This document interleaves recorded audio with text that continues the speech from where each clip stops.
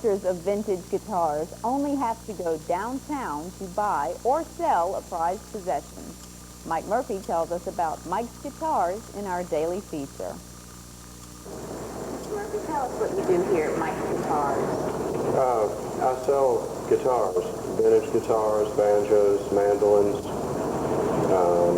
electric instruments, and acoustic instruments. Now, how do you come across these instruments? I buy them from some of the original owners. Some I've traded for.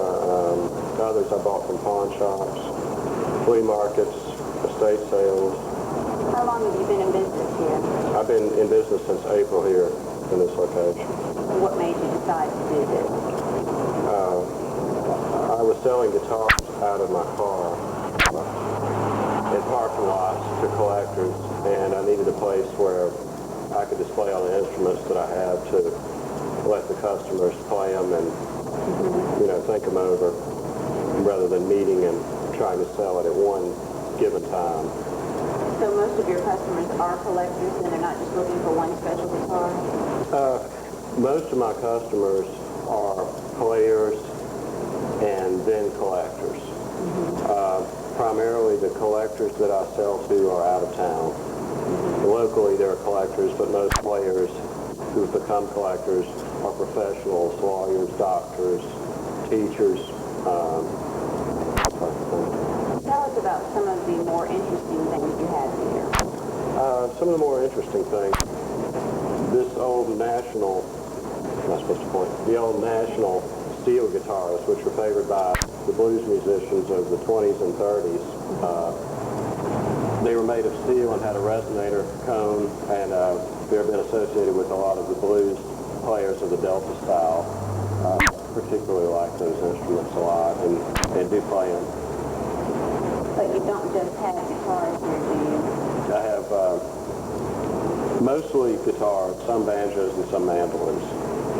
Have you had the opportunity to meet lots of interesting people in this business? Yes, I have. One of my first customers was Marty Stewart. When he played here with Travis Tritt, and he came in Saturday morning after they played and bought an old Fender Electric from me.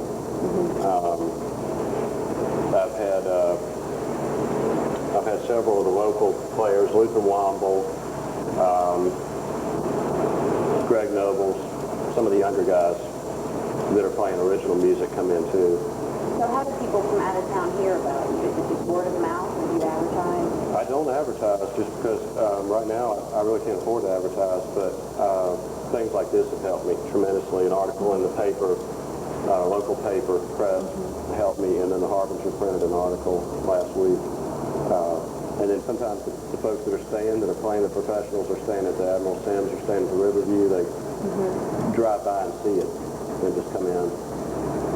What hopes do you have for your business in the future? What would you like to see happen?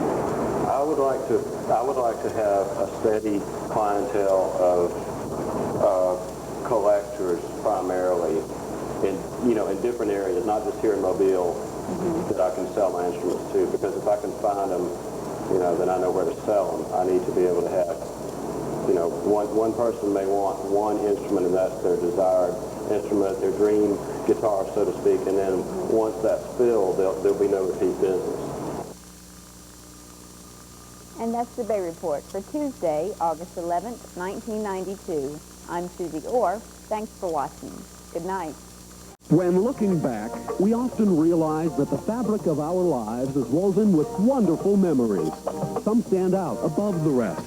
A romantic evening with someone special, the night air, filled with music and the smell of succulent cuisine.